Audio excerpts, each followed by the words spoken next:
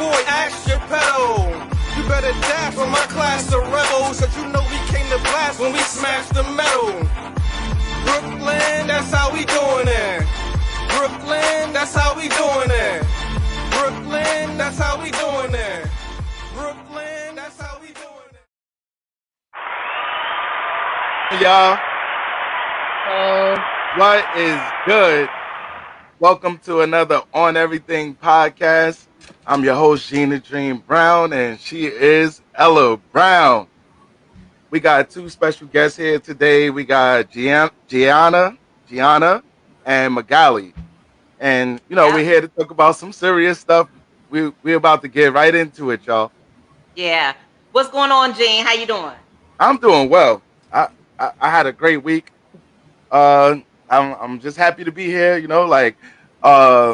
Somebody didn't wake up today, and I woke up. So you know what? God is good. You know what I mean? Amen. All the time, all the time. And he's right in the midst of this show. And again, like Jean said, thank you, Magali. Thank you, Gianna, for being here. And the reason why, everybody, if you're listening to us on the radio or whether you're watching us on live, it's kind of a calming spirit that we have in here today, because we are talking about something that is very serious. We are talking about women who have served hard time in jail, and we are talking about their transformation. So while you're going to hear from these women, and while you're going to hear about the crimes that were committed, you're also going to hear about the transformation and what they're doing now. We do want to put out a disclaimer to everyone that some of the things that you may hear on this show today, it may be disturbing, they may be shocking, unsettling. Some of you all may even get angry. There are going to be others of you that support the transformation. There are going to be others of you that may identify or not. So we just want to put that out there. And if there are any children, to be mindful of that before we get ready and get started with the show. It's a very serious matter. This is a very, very serious show, and it's going to provide you information. And when you hear from these ladies, believe me, you will understand what we're talking about here. So thank you for supporting the show. Again, our call-in number is 646-309-0421. 646-309-0421. Please send us any comments or any questions that you have in the chat. We're going to go ahead and get started. So let's start with, thank you again, ladies, for being here and for doing the show. We know that it was not easy. We know that this is hard to talk about, although you've talked about it many times. Every time is difficult. So we want you to know that we understand that, and we really appreciate your presence here on the show. So we will start with Miss Magali. So Magali, let's tell the viewers and the listeners, our audience, where you're from and a little bit about your background. Okay. Hi, hello, everybody. Welcome to the show, and thank you for giving me the chance and the opportunity to be here today and share my story with you all.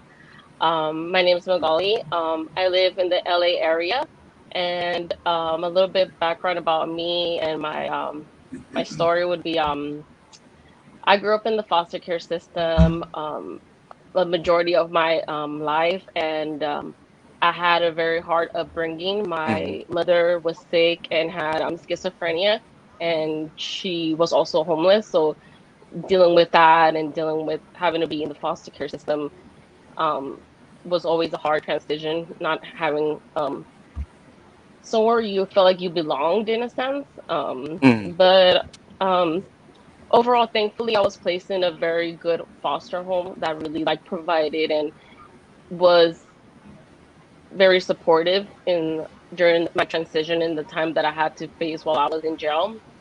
I have 3 siblings.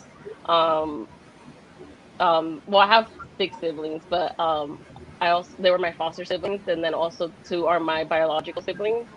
And currently, I just graduated with my bachelor's in sociology, and just living my best life and just trying to be better each and every day. That's pretty much it for right now. Thank you for that. All right, so tell us, so we got a little bit about your background story. They have a little idea of who you are, and they'll get more of an idea as we move forward. So let's start with what led up to the crime and actually what happened. Okay. So, let me go a little bit back. That way it gives it a little bit more information. So, um, I'll go into the full story fully. So the day of the incident of the crime that was committed, it was just a regular normal day. I had ditched school with Mm-hmm. my best friend, who is also my co-defendant, and we were just trying to hang out, just chill, not go to school. We all do that at times where we just don't want to go to school and we ditch. It was just a day like that. She had mentioned that her cousin was gonna come pick us up, and that we were gonna be going over to their house, to her house actually. And I was like, okay, cool. I was just going with the flow. I wasn't really like worried or anything like that. But during the whole process, we had picked up a few people along the way. She had said, "Oh, we have to pick up my friend," but when we got picked up, there was already someone in the vehicle, which was another person who was also involved in the situation and the crime that happened. And we all went, and we were driving. They decided that they needed to stop somewhere. I wasn't Mm-hmm. really listening or involved in the whole conversation just because I didn't know any of them except for my friend, and I had never met her cousin. So I was just there and not really paying attention much, but just chilling in the back.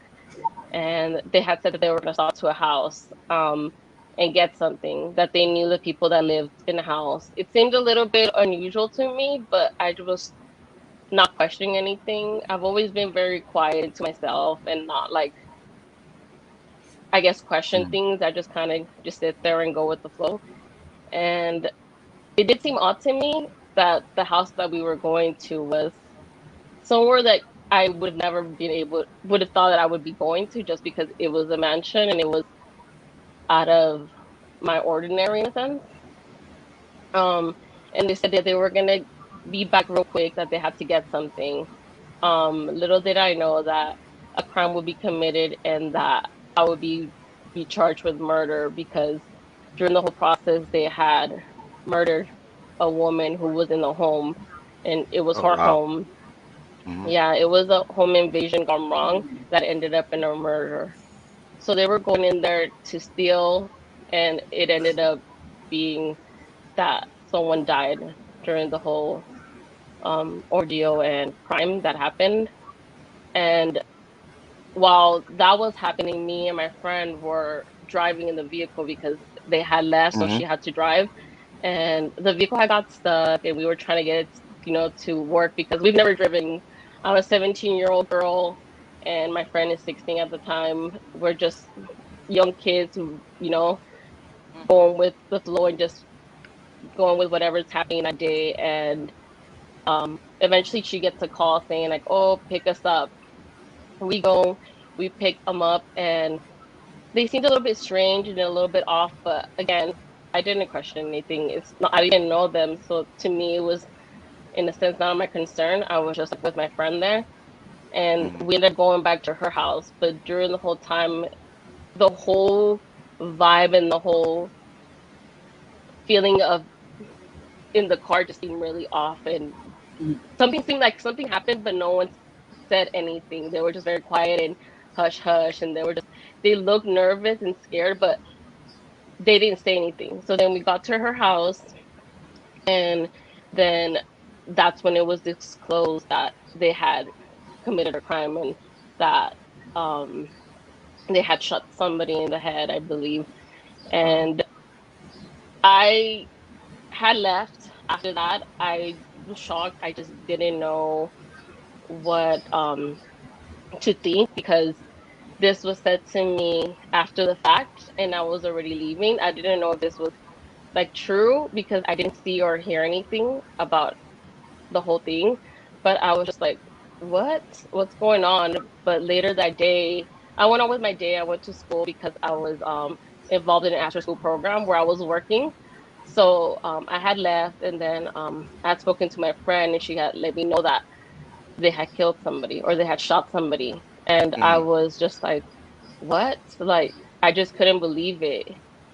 But as I was thinking about it, and as I watched the news that day, I was just shocked. I couldn't believe it, even though I've watched hours and years of Law and Order. I knew like this was like bad, like already. Like I was like, this is not gonna end up well. Um, I didn't say anything, and I feel like many times guilty because of that. Because when it happened, I was just shocked. I wasn't sure what to say, like because Mm-hmm. again, I wasn't there and I didn't know what really happened. It was just what was said through my friend and what was said after the fact, that they came asking questions, they came looking for everybody, and then it was disclosed that we were all going to be charged, and we were looking at murder, first degree murder. Wow. First degree. So, at the time, did you end up actually being charged with first degree murder? Yes, Okay. we were all charged with first degree murder and other charges as well, because the people involved in the well, the guys involved with it were two Mm-hmm. of them were gang members or former gang members, Yes. and they they had gang enhancements added to them, and because we were in the same crime, they were trying to add that and gun charges and other different things. But Mm-hmm. they were dropped because they were able to see that we weren't affiliated with any gang or any type of thing, cliques or anything like that. But Mm-hmm. the murder still charge still was there, and Okay. we were facing murder without the possibility of parole. Life without the Wow. possibility of parole. And we Mm-hmm. have Sean put in the chat being in the wrong place at the wrong time.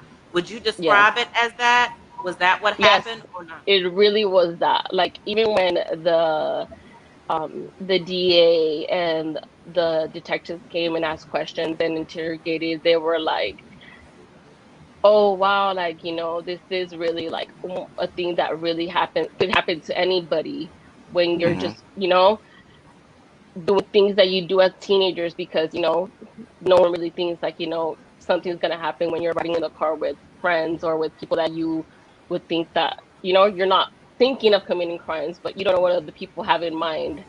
And yet they Mm-hmm. still felt like I was part of it, and they wanted to convict me of that because they felt like I was Mm-hmm. involved. Yes.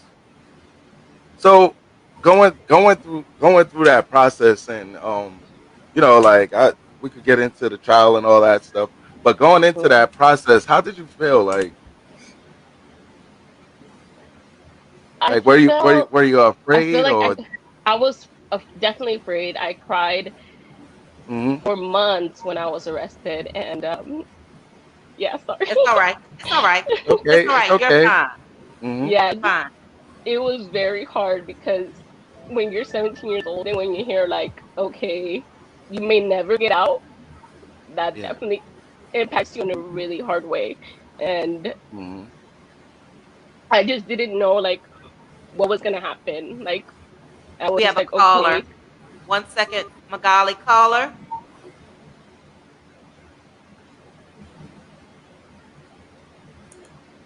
Gene, you hear the caller? No, I don't hear the caller. No, I Okay. don't. So it looks like they Mhm. hung up. So maybe they'll call back. All right. Okay. Mm-hmm.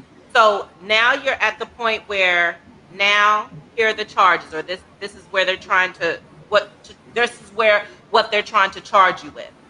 yeah. Now take us to the next step. What happens? So they arrested everybody except for one of us, which was my friend's cousin, who was also Mm-hmm. involved because he fled the country. He actually told on everybody. That's how they were able to find out what everything happened, and then he left and Mm-hmm. fled the country. So then we were all arrested and charged with first degree murder, and um, we were shocked. And when during the whole process of the interrogation and everything, the detectives were like, "Oh, nothing's gonna happen. Like this is, you know, you're just gonna be, you just have to tell us what happened." They were, how they can be very persuasive and manipulative to get try the to tell you to information. say something, Mm-hmm. but it wasn't that. So I was actually arrested at school for this, and it was just crazy because this really affected my whole life, and it still is something that I deal with constantly. Yes. So, Right. I mean, like that trauma, like I can't imagine. Like, I mean, I've been in situations where I was guilty by association before, Yeah, but I can't imagine that trauma of like going to trial with, No. like the possibility of not being able to come home. yeah, Especially at a young age, and you know, you're looking at years on years on years on years, and when you got when all right, so at the end, what did they ended up what was the verdict at the end? so everybody, the three gentlemen who were involved were charged well, they were convicted of murder, so they all got life. And my friend, she went to trial, and she was actually acquitted because she had one mistrial, and then the other one she was. I was actually I took a deal, so I got six Hmm. years, and I was able to be released about like after other trials were done because it was just the Hmm. deal that I took at the Okay. time. So how And much? Go ahead. I mean, like, and that's like a very unfortunate and common thing, for people and a lot of communities, like, where like we get forced into these deals, like Yeah, when we actually, like, a lot of times, like, you actually didn't do anything wrong, but you got forced into that deal, yeah, like, and like now you pleading out to something and you still didn't do nothing. So yeah. Yeah. what what I did feel like what I'm sorry, go ahead, no. I'm Go sorry. ahead. Go ahead. No, go ahead. No, Ask your I just question. wanted to know, like, what was the actual, I don't need the details of the deal, but I want to know, Hmm. what did they get you to plead to? They got me to plead to voluntary manslaughter, so that was what I Mm, pleaded to, and it was um a deal that was given to me because I feel like they kind of thought that I would be able to like win my trial, but they were finding a way to make sure that they got somebody for something because mm, they wanted to make sure that we were all charged with something. And I felt like since my friend was the one driving, they had a possibility of getting her, even though she also wasn't in any way involved. But it was yes. easier to try to get someone than not get anybody because Mm, that's the way the system works. They don't care who, absolutely. but they're They willing got to to try get to get somebody. anybody. Yeah, exactly. And I felt like Hmm. at the time I was dealing with a lot of people who I was in jail with who were getting life, like Hmm. 15, 25, 50, and in my head I felt like it's either I take this deal or I Or you never could go go. home. Yeah. Hmm. So you ended up doing so Magali. We have Laisha Drew. Thank you, Laisha. She says that's crazy. Kwani Shaw says, "Geez, you didn't have uh an alibi." No, she was in the car. She was in the car, and they picked her up at school. Let me ask you. So 6 years was on the table. How many years did you end up doing? I ended up doing about three. About three. Yeah. And then you went home. After that, were you on like probation or anything, or you I just went was on home? I so my deal consisted of me pleading to going up to prison, but because of the time that I had served, I was I got a number as if I went to prison, but after I got out, I still had to do 3 years parole. Wow. Okay. So I was on parole for 3 years, and then I was discharged from Mm. my my parole sentence that I had to complete. I want to So, ask. Go mm, ahead, G. I wanted to ask Gianna. Did she want to chime in on that? Yeah, the parole system is an interesting entity. Just say that, mm, but for one thing, I Yeah. just want to elaborate that it doesn't matter if you're guilty, if you've actually done the crime, or you knew about the crime, or you even knew about the crime afterwards. Not saying anything is what causes the guilt verdict. Okay, that's what they're looking at. Oh, you had a chance to say something. You had a chance to get away. And they make up all these things, right? This is the DA and the prosecutor in that. So in Magali's defense, I would say, one, she's young, inexperienced, naive, never been to prison, never been to jail, never any of that. So they targeted her because of that, right? Yeah. And because, like she said, they just need to put it on somebody, right? Mm-hmm. Now, they knew they didn't have a lot of evidence and all that kind of stuff. And if she would have taken it to trial, she probably would have got acquitted, right? Because there really wasn't any evidence. Now, the thing is those DAs, prosecutors, and that, their job is to make you or force you or coerce you or beguile you into thinking if you don't take this deal, you're going to die in prison.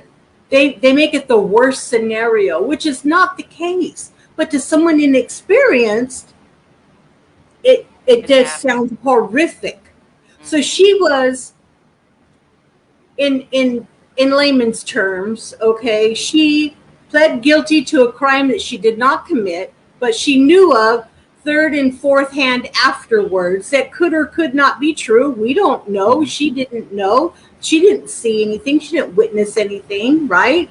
So then there's that factor. And the second factor is doing time, just doing the whole, I'm going to serve all this time in the county jail. That's worse sometimes than going to prison sometimes, right? Mm-hmm. So even waiting this whole thing out and playing the whole thing out and stressed out and all that, yes, you are going to take the least amount of time. You know why? Because they make it harsh for you. They make it so egregious for you not to do that, right? Especially a young lady, right? And that's the unfortunate thing about the judicial system. They are designed to give you the horrific end result, which it may or may not be true, so that you would choose to say something, irregardless if it is true or not, just to avoid that huge end result. And so I'm just so sorry that happened to you. I really am. So what has your life been like since that? Like, I know we up against it a little bit as far as time. So I just want you to tell us, like, how's your life been ever since you've been released? Getting over it, the trauma. Mm-hmm. I feel like the trauma would never really leave because, like, I had spoken before many times about this. Like, I feel like I still feel guilty about it all, and I feel like I kind of can't deal with, like, forgiving myself for it, even though I know that, like, I've done my time and I've lived my life, like, to be better each and every day, and it's still something that, like, I feel like haunts me, even though I try to move forward from it, because it's a constant reminder, like, I want to be my best self constantly because of A, Y, and Z, like, and I think I'm trying to do better, like, when I got out, I got my high school diploma, I went and got my AA, I just got my BA, and I'm hoping to get my master's in counseling. Yes. So I'm working towards things, and I'm creating these goals and these achievements and these dreams that I felt that I wasn't going to be able to have for myself at some time in my life, and just moving forward, and grateful for the opportunity to be able to be home and be here, because I met so many people who didn't have the chance to go home and see their families again, and I'm one of the lucky ones, and truly blessed to be here today. In general, Magali, I want to ask you something. With all of that and with everything that you're accomplishing now, showing these, what you were involved in, even though you did not pull the trigger, was a horrific crime. So we're not taking anything away from the victims. We understand that, we recognize that, and that's what happened. But what you have been able to accomplish going on, getting your degrees, going on, wanting to get your master's, all of that stuff speaks volumes. Before we finish with, or we conclude your story, what is something that's dear to your heart that you're doing this show for, and what do you want our audience to know? I just want to say thank you for allowing me to share my story and for listening in to great stories that are very powerful and that need to be heard, because as you hear from Gianna and as you heard from me, like, these are things that like affect us constantly, and we're still striving and moving forward from it and not letting us convict us of it, because like you said, like, it doesn't take away from the hurt and the pain that we've all brought onto, families who've had to face, the loss, and I just hope that they're able to one day forgive me, All right. so that I can, yeah. Your courage for being on this show speaks volumes, and you're going to continue to do good, because good comes after bad. So understand that you do not stop. You keep on teaching other people, because the whole reason is why we're doing this show is to have other people not get into the situations that you were in. Yeah. So we appreciate you. We appreciate your story. You are going to move forward from this, and you are going to do phenomenal things, and you do not stop.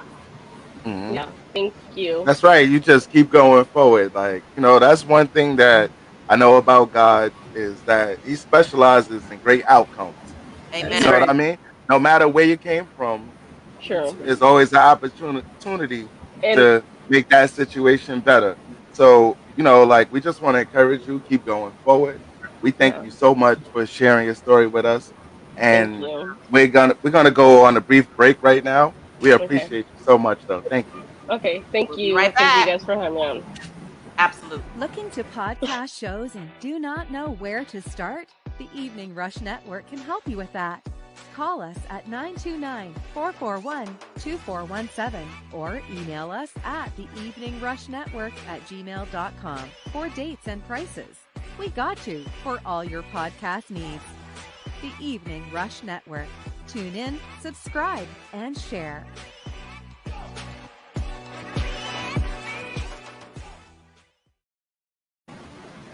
And we're back.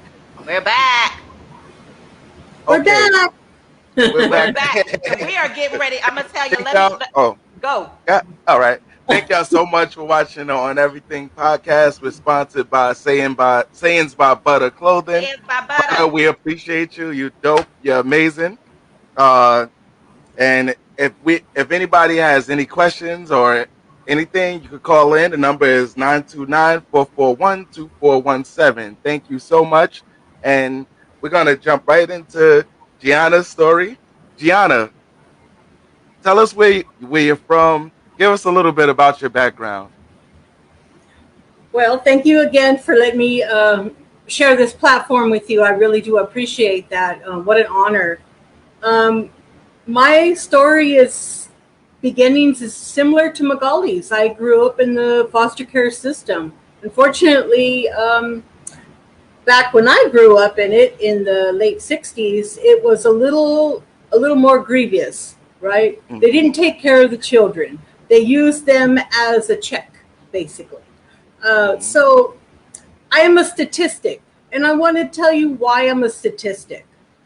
I am one of 5 million children who witnessed domestic violence on a daily basis until I was 16 years old. Wow. I am one of 300 million girls aged 2 to 4 who suffered the trauma of psychological damage of repeated sexual, physical, mental, and emotional abuse. And I am one of 76% of girls who suffered continual sexual, physical, and emotional abuse until the age of 18. I am one of 32% of young girls aged 10 to 18 who attempted suicide at least once. And I am one who then took the life of an innocent victim, a victim of my own horrific circumstance. I committed a robbery It turned into a fight, and I killed him. It was an accident. It was not planned. It was not on purpose. And yet this young man lost his life because of my past, the way I was raised, the way I was mishandled and abused and misused. And that's all I knew. That's all I knew. Now, that's not an excuse. Please do not get me wrong. Right. I was 16 years old, and I ran away from an abusive home that was so horrific. I believed I would be better off living homeless on the streets, fending for myself. Please, do not ever blame my horrific life experience, although I do recognize that it is a negative predictive factor in my decision to take another's life. It was not my right to do that. I had no right. I went to trial. I was arrested. I went to county jail. This was back in 1984. 1984? Yes, 37 years ago. Wow. They wanted to give me the death penalty. Then they wanted to give me life without. My lawyer, which was a public defender and my savior, basically, he said, no, you have to understand this young lady went through so many things, right? And they whittled it on down to me to take a plea of 25 to life, which I did. Because I did. I killed the gentleman. I would never say I didn't do it. And the judge told me at sentencing, I spent 11 months and 3 weeks in the county jail with this case. He said, Miss, he said, I am so sorry to have to give you the sentence. I have to by law, but had somebody taken notice of your abuse at any time before then, we may not be having this conversation. And I'm so sorry that your life turned out this way. But I see in you something, some strength, some tenacity that you can hold on to. And I know that you will make it out of prison a better woman. I know that. You will not enter prison a young girl at 18, but when you're released, you will be a phenomenal woman. Wow. And I spent 33 years in prison. I was found suitable 2 times. The first time the governor denied me because he was going out of office. The second time... Gianna, tell us what that means so the audience knows when you say suitable. Okay, so when you're a lifer, you have to go before the Board of Prison Terms, which is a commissioner and a deputy commissioner. They are appointed by the governor to hear your case. And basically, they take you through another trial, right? And they want to see if you are a risk to society to repeat the same behaviors, right? So I proved to them that I was not. And they agreed. And they said, parole granted.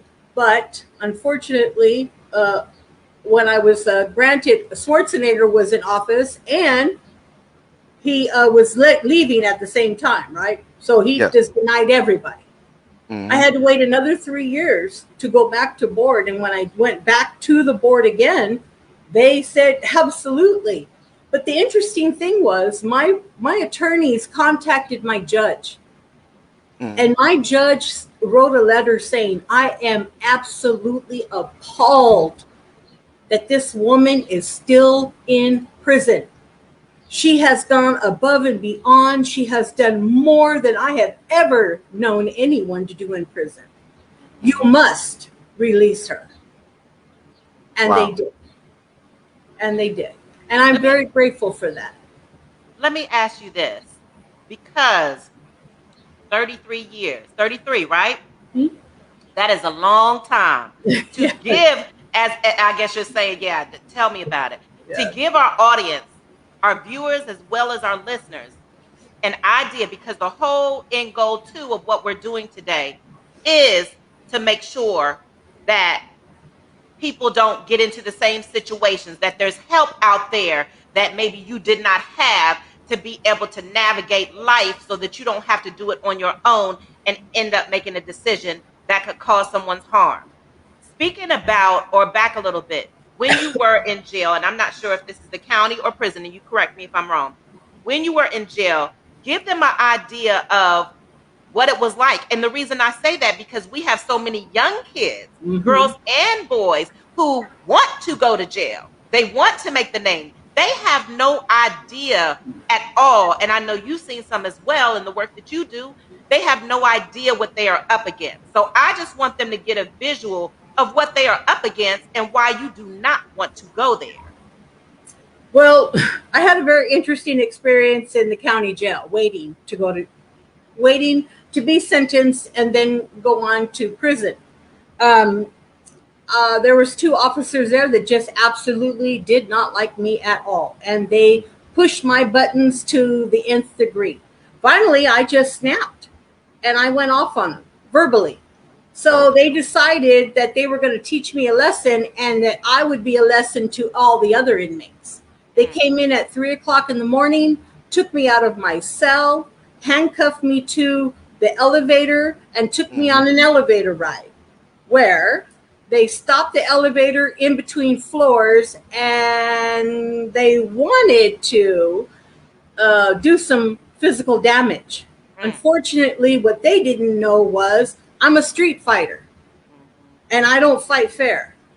So, yeah, I got a few bumps and bruises, but one crawled away and one basically was in so much pain she couldn't even talk. Right? Because I'm not going to let somebody do me in. And that's what they do. And that was the old county jail. That was 33 years ago. Can you imagine how it is now? They don't care. You're just a number. You're nothing. Yeah. You're nothing. Your job security to them. That's it. And then how is the county jail? Because then that happened at the county jail. And then for the audience or the listeners who are not savvy about the prison system, the county jail, but then you went on to prison. Right. And I was scared to death. I'm going to keep it real. I'm 18 years old, going on 19, and I'm facing a life sentence. And I'm going, oh shit, I better up my game. Now I know what I can do. I know, but I don't really want to do that. Right. So, this incident in the county jail kind of did all that for me. That story was so, somebody put steroids on that story so much that it got to the prison before I did. Right? And now they're looking for this 6 foot tall, crazy white girl that's 6 foot. Are you 6 foot, Gianna? Yeah, I'm 6 foot, girl. All of it. 6 foot, right? Okay. A crazy white girl who will drop you in a minute. Like, don't even look at her crazy, right? She just off. A young girl doing a life sentence. So when I didn't know that. When I get on the bus and I go on up there to California Institution for Women in Chino, I get off the bus and they ask, who's Redwood? I'm like, me? They were like, step out of line. Well, I couldn't. I was shackled to the girl in front of me and the girl in back of me. And I'm like, yeah, that's going to work out great. Yeah. And I did it just like that. And the lady looked at me and she said, did you hear what I said? I said, yeah. Did you hear what I said? And then the sergeant came running around and she said, leave her alone. Leave her alone. Well, I'm going to handle this. So she unshackled me and took me off to the side. And she said, look, we already know what you're about. We don't want to have any problems here in this prison. Just do your time so you can go home. Yeah. Agreed? And I said, yeah, sounds reasonable to me. Maybe you ought to tell your staff that. She says, I'm going to. I said, maybe you should have told them before I got here. Right? So I wasn't even off the bus. And they were already coming at me. And I'm like, oh, wow, I got another 25 years to look forward to this. So that really just pushed me up there to the point where, you know what, I got to go big or don't even go. right? Yeah. I might as well just try to just kill myself now. And so I did. And I was a shot caller for 10, almost 11 years in there, the first 10 or 11 years. Mm-hmm. And that wasn't by accident. That was done purposely because I knew that if I didn't, all bets were off. Right? So by shot caller, what do you mean by shot caller? I ran the yard. I ran it. I ran the yard like I was calling shots. Something needed to be done. I told them what to do. I told who what to do, and they did it. Yeah. I ran my race. The African Americans ran theirs. The Latinos ran theirs, and everybody was happy, right? And I'm not proud of that. Right. But it's what I did to survive. It's the same thing that I did from day one. I had to protect myself. Yes. Right? And you know what? Man, I have never, ever had to look back and go, wow, what a great time I had. Right. You can't do that, right? I'm just grateful I'm alive, right? But you know what? There came a point about 12 years into my sentence, and I thought, man, I can't keep doing this. This is stressful. Yeah. Because now I'm wondering who's going to tell on me, and oh my God, am I going to add charge and all of that? So I said, you know what? I'm done. I'm done. People respected me out of fear. Now I wanted people to respect me for real, right? And so I turned that whole thing around. If I could shot call and tell people what to do in a bad way, in a negative way, right? Why couldn't I do that in a positive way? Right. And that's exactly what I did, right? And I didn't like being in myself. I hated myself, right? Hated myself. Everything about it was just made me want to vomit every day. So I chose education to get up out of myself because that was the longest program that I could stay out of myself for. And while I was there, I earned a degree. Then I became the overseer of the whole education department. And I was tutoring people to get their GEDs. And I mean, I was making some difference. I was doing good. And people started respecting me for that. And then I started getting, jobs working for lieutenants and sergeants and captains. I worked for the warden. But I had the respect that was genuine. It wasn't out of fear. It was because I showed up every day and I was consistent every single day. And I did the same thing every single day. And that was walk respectfully, be respectful, and you will get your respect. Period. Let me ask you this, Gianna, because we have, and Jean, I know you see it, we have so we've lost the chat. The chat is like way up. So I will say this, I think, and I'm going to just skip over some so that I can get you guys. I'm sorry, audience.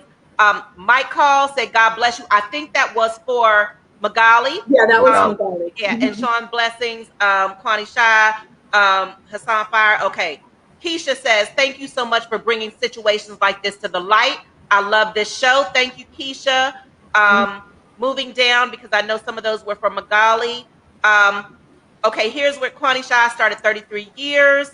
She wants to know, how long have you been home? And then, of course, there's some shout outs for you, but she wants to know how long you've been home. And what I mean by shout outs, I mean that people are listening to your story about 33 years in the shot caller, and they're looking at like, gosh, you really had to, do this to make it. So let's answer the how long you've been home. And then Kwani Shah also said, what kind of work did you have in prison? But you just said the education, correct? Yeah. Okay. So yeah, I was mainly a secretary, if you. I was a clerk, but I was the highest paid clerk because I was very efficient and that I'm just ultra responsible, right? Yeah. So and that really worked for me. So I was released February 2nd, 2018. Okay. Not long ago. I'm sorry. February 12th. Sorry. 2018. Okay. And yeah, it's kind of weird. It's like I never left society. I have more today, this very day, than I have ever had in my entire life. Wow. I have more strength. I have more serenity. I have more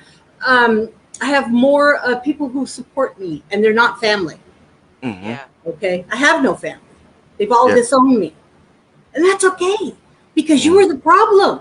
You were the reason why I ended up the way I am. Right? No love lost there, right? Yeah. But I don't need you. I don't need you to make me who I am today. Matter of fact, I thank my experience for making me who I am today. Because had I not done this, I don't know where I would be. I might have been dead. That's right. I don't know. But here's the thing. It doesn't matter. What does matter is I made a decision, and I kept making the same decision. Turn around and go the opposite direction.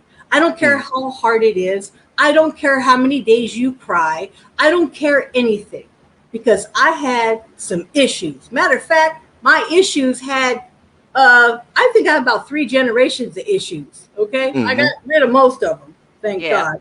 But you know what? I am more of a woman today than I could ever hope to be, because of my experience. Because one thing that I have learned is bad people are everywhere. I was a bad people, right? Yeah. We do some dumb stuff. But guess what we do?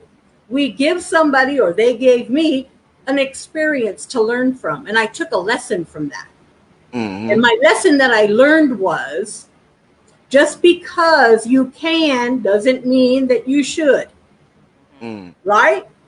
So just because I could do a robbery, or just because I was out there doing my thing, doesn't mean that I should have. Now, I was young and I was stupid. Got it. Right?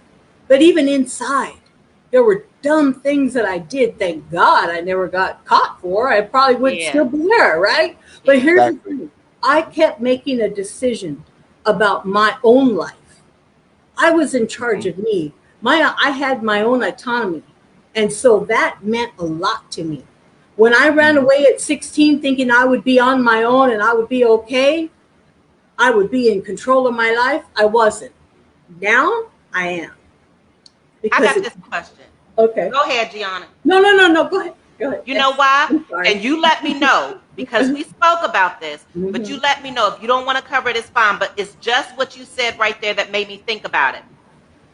When you're talking about the decisions we make, at the end of the day, we make those decisions, period. There's nobody, you know how people say, well, this person got me, but at the end of the day, you made that decision.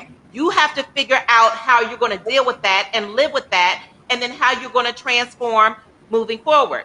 The reason I say that is because what about not only youth, men and women, but adults too, who have people even right now, as we're doing the show, I'm sure, doing criminal activity and somebody telling them what to do, and then they start getting brainwashed. And when I say brainwashed, it brings me to that situation that you and I spoke about in prison, how those girls were brainwashed. And so I just wanted to bring that brainwashing to the forefront, because a lot of times people make those decisions trying to please somebody else, or believe, that this person has their back or whatever, and they're the ones that end up getting in the situation. What do those, And you're absolutely right. And I believe we were talking about the Manson girls. Now, if you're as old as I am, or maybe a little bit younger, you may remember that. That was horrific. That was horrific. But let me tell you what you don't know. Okay. Prior to that, these girls were lost. They needed to be needed and belong somewhere, because they didn't come from a family that wanted them or cared about them. So they kind of just meandered along and thought, oh, well, I'll just go try over here, whatever that. Back in the day was that hippie free love kind of stuff. I get it. But the problem was, there was a predator out there, and he was a master predator. And he looked for people just like those girls. Because it wasn't just those girls. It was a whole bunch of people, men and women, that he manipulated in a most peculiar, masterful way that caused them to believe that if, hey, he went along with the program, they would be loved, they would be accepted, they would be, all that thing would be okay. But it wasn't. It was all a manipulation. And sometimes, dysfunction of family can make you grow up with uncontrollable rage. Absolutely, I had it. I learned that violence solved everything. You know how I learned that? Because they acted it out on me. I learned that. If I wanted you to be quiet, I'm going to do something about that violently, because that was what happened to me. It's the same thing. It's a conditioned, learned response based on bad information. And so, hey, those, just like me, I didn't wake up that day and go, oh, hey, I think I'm going to go kill somebody. No, that was an accident. Mm-hmm. That was purely accidental. They were conditioned and beguiled and manipulated to the nth degree by a master. And that's so bad. Wait. To be clear, are you saying that you were like in jail with like the Manson? Yeah, girls? I lived on the same unit. Wow, really? I lived on the matter of fact, I worked with Susan for like 4 years before she passed away. Oh my goodness! And that's so wild, right? Yeah. She met them in there. Yeah. And they're just regular people. Of they're course. just regular people. Like it hurt me. It hurt me for Leslie to keep coming back and saying I got denied. But she's so humble about that. Yes. Because she knows that she has changed. But society will not change with her. And society will not allow her change to be exposed. Well, I mean, that's one of the problems with society today. We label people by their mistakes. Right. So even back in the biblical days, like if you read some of the stories, you can look and you'll see the woman with the issue of blood. Right. She's labeled by her problem. And that's what we tend to do in society today. We just label people by their problems. So if you committed like a crime that was as horrific as that was, and you were involved with it, they identify her by the mistake that she made. Absolutely. And I had labels too. I had a lot of them, but I refused to wear them.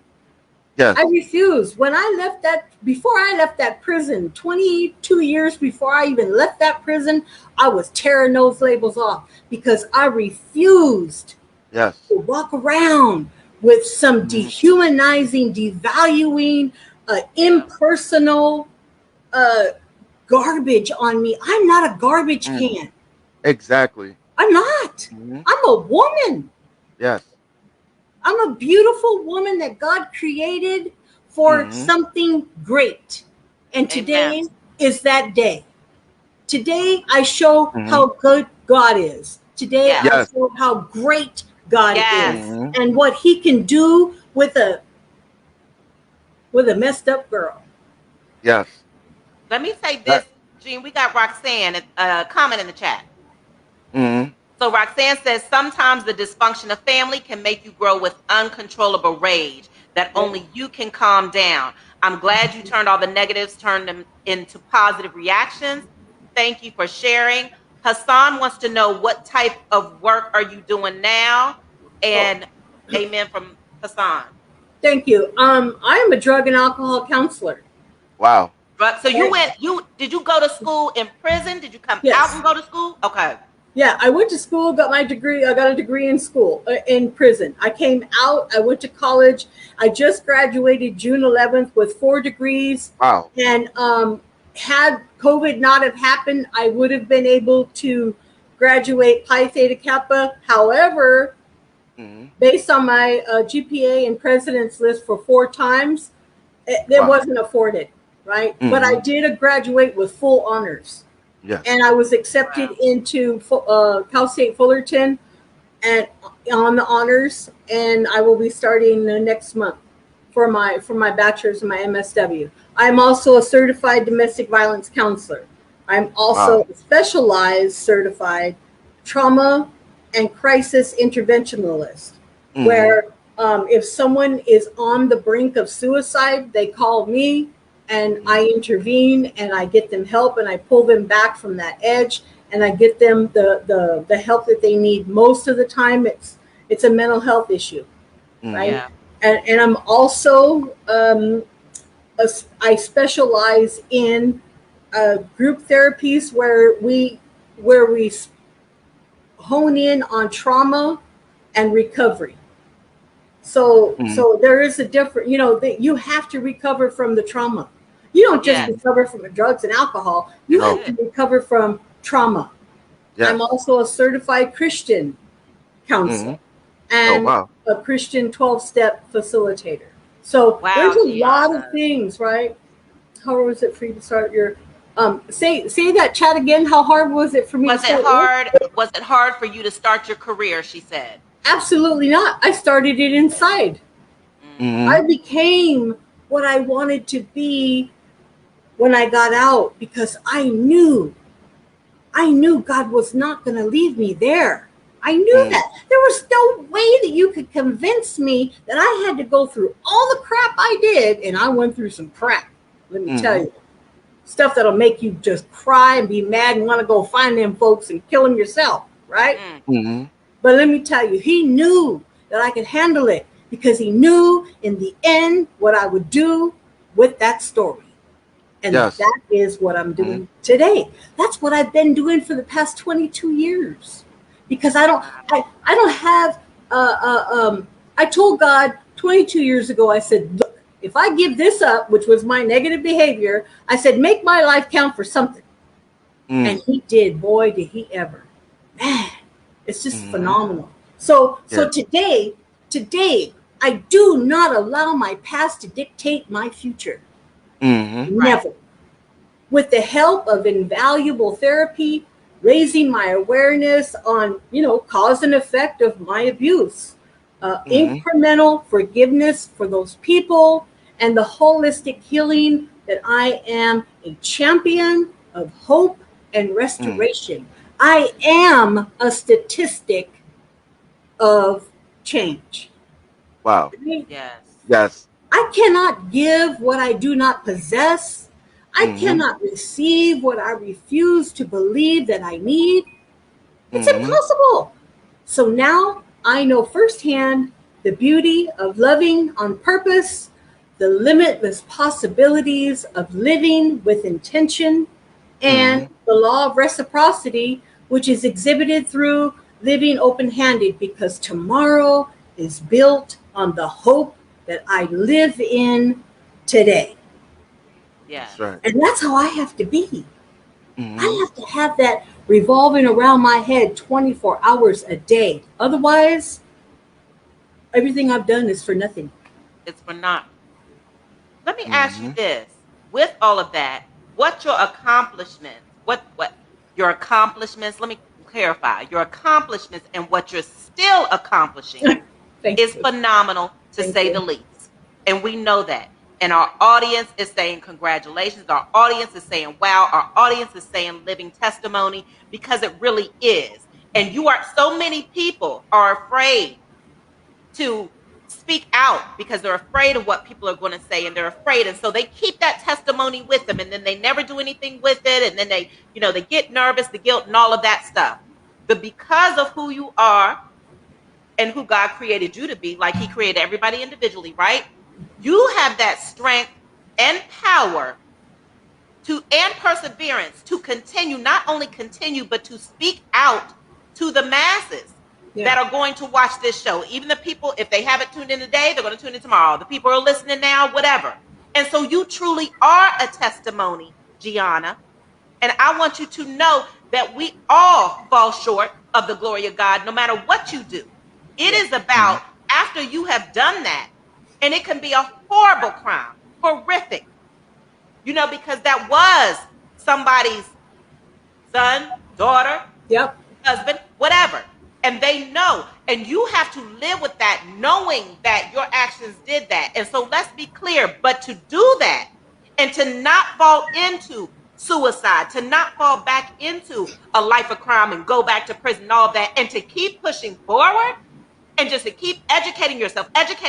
And what you're educating yourself on, you are doing it for others, and you're coming on here to speak when you did not have to.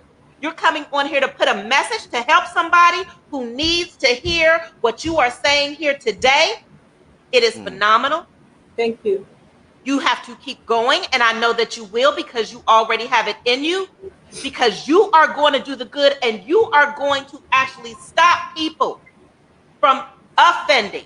You are going to stop people from having low self-worth and self-value. Everything that you are saying and that you said here today reaches every single part of what somebody who is watching and is internalizing needs. And it's going to continue and continue and continue and continue. And so since that continues and your message continues, you have no choice but to continue. Right.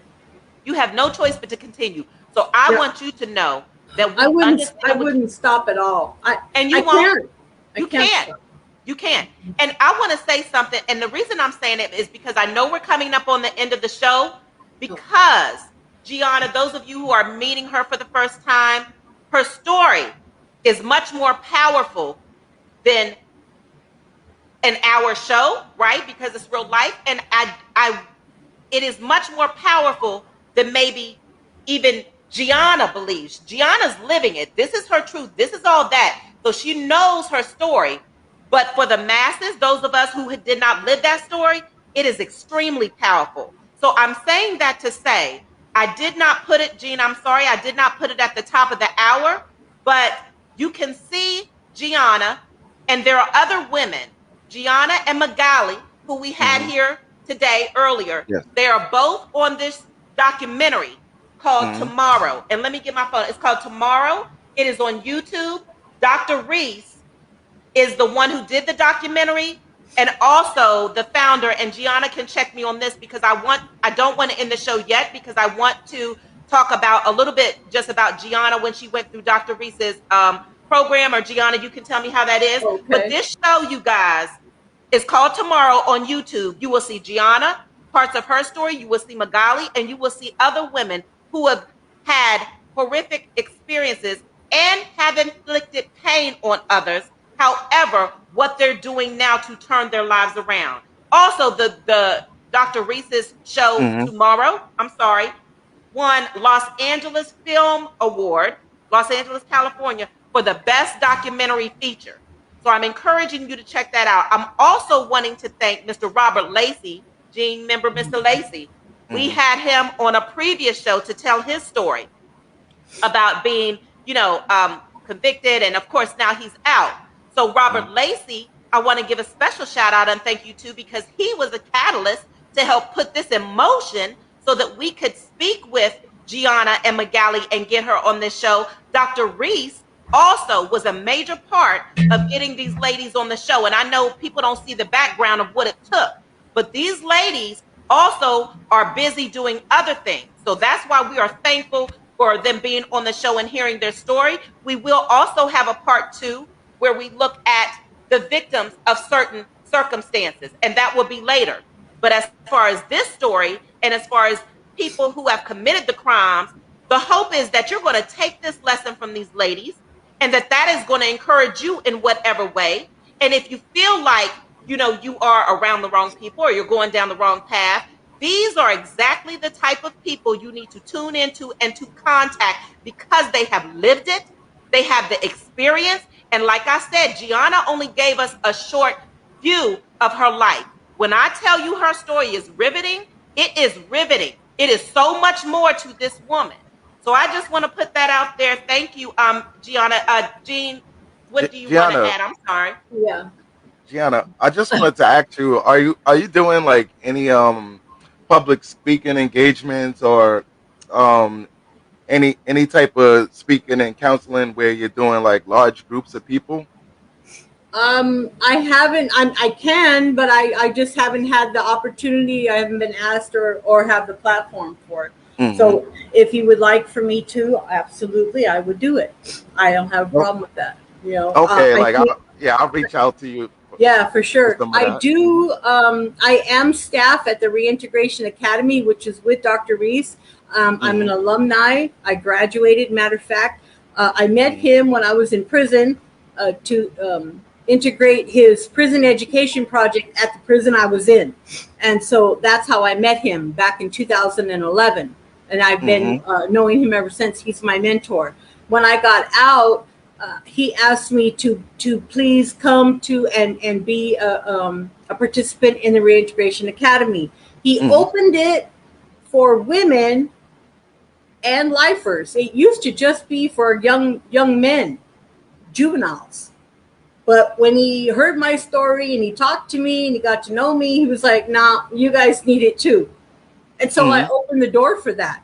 And since I was an alumni, he asked me on to be staff. So I do the cohorts. I'm one of the staff members. And so that's how I was able to do the documentary. I've done a lot of different documentaries for and with him. So absolutely. And I did want to just quickly say,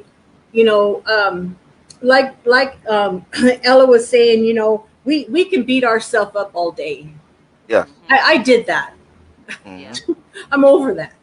Yeah. Now I want to help you not beat yourself up. Yes. Yes. Okay? Because it's not worth it. You're not getting anywhere, right? And this is a quote that I live by, okay? And it's by Fulton Orsler. And it says, "Many of us crucify ourselves between two thieves, regret for the past and fear for the future."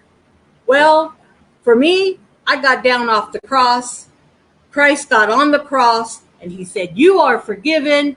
Go forward and do your thing, girl." You preaching. Come on now. That's right. Okay. You tell her, G. And so I'm not trying to make this into a church service, but I got to give God his credit. That's right. Absolutely. Were it not for him, I would not be here today. I know that absolutely, unequivocally.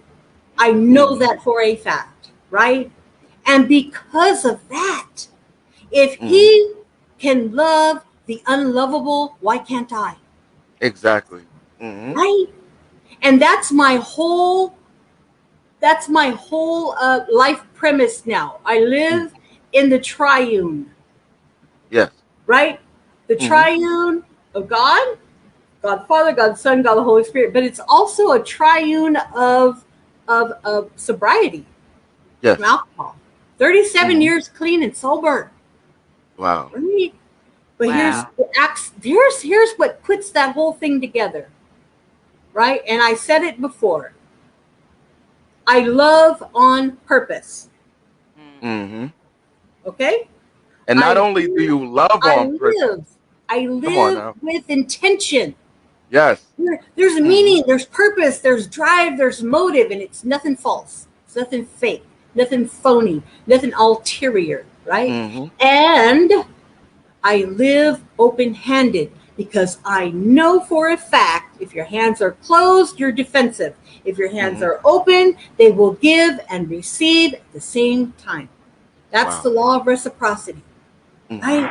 And so that's what I do. G, what were you going to say? We got a little clap. Thank you, producer. Producer gave a little clap in the background.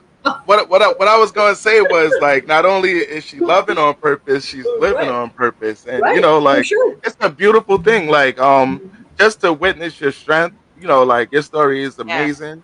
Like, through the unfortunate situation, I'm glad that you had the strength to turn around and do the right thing with yourself.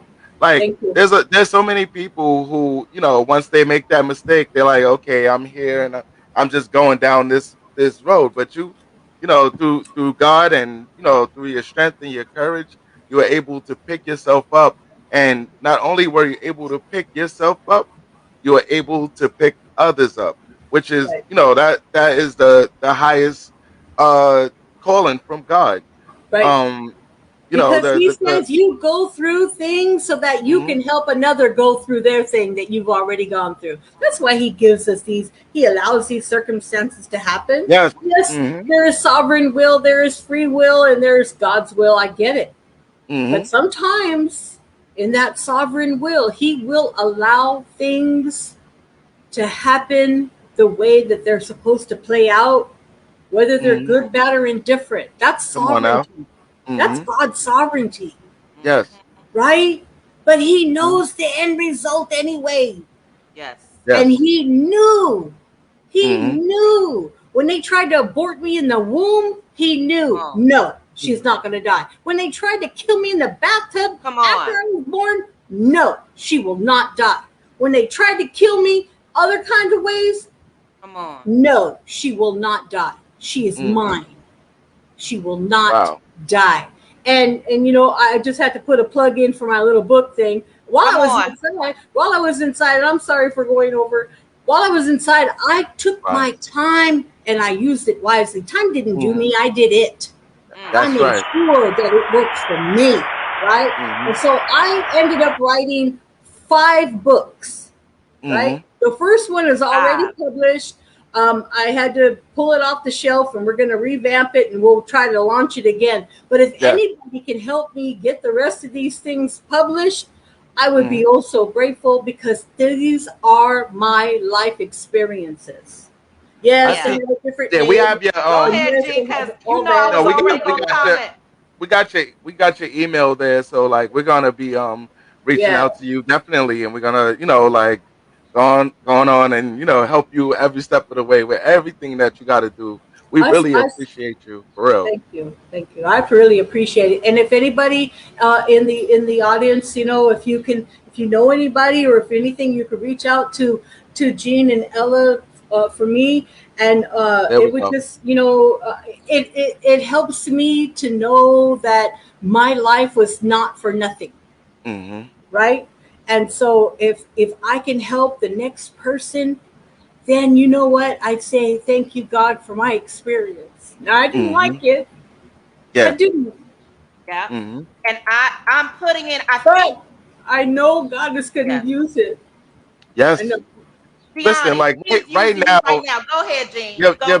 You're being a blessing to someone else.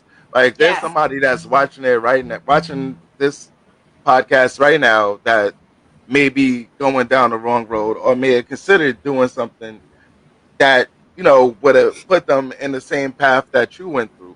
But because of you telling your story, you were able to stop someone. You're a blessing unto yourself, and you're a blessing to others. Like I really I really appreciate your strength, and and your trust in God. I want you to continue going in the road that you're going, and just know that you're doing a beautiful thing.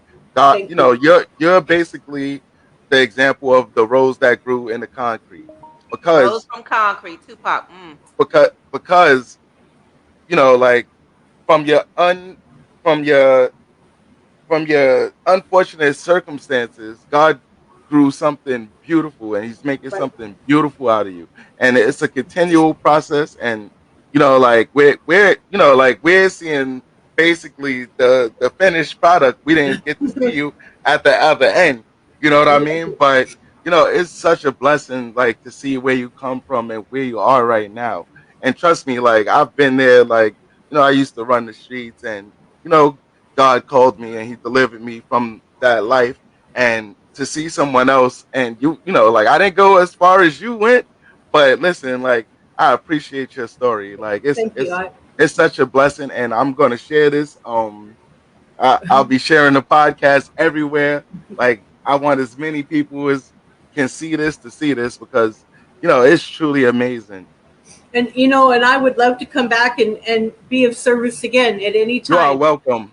Yeah. So thank you. Thank you so much. And thank you everyone for tuning in. Yes.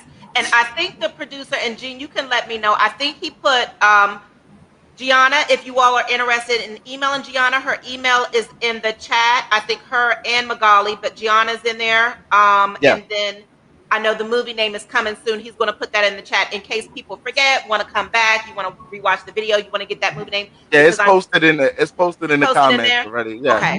So yes. The whole link is in there. Oh, good. So the whole link is in there. Excellent. Yeah. So thank you for that, producer. Thank you for putting the link in there. Thank you, Gianna, for your story. Thank you for your perseverance, your courage. We are not condoning the crime in any way, and Gianna is not condoning the crime in any way. We are talking about the transformation and what has come out and who she is now, because I can see how elated they are and how encouraging they are, giving you a lot of love from the audience and who you become. And that's because, and people put in the chat that people make mistakes or whatever. So people are saying, you know, like, I make mistakes or whatever. You're giving encouragement right now. I'm getting chills. You're giving encouragement right now. And like Jean said, the video will play. It's going to continue, and it's only greater things from here on out. Thank you. And thank you so much. We thank you so much. We want to thank the audience for being here. And audience. I got one thing to say. Come on. And y'all know what that is, right? That's on everything. I appreciate y'all. Thank y'all so much.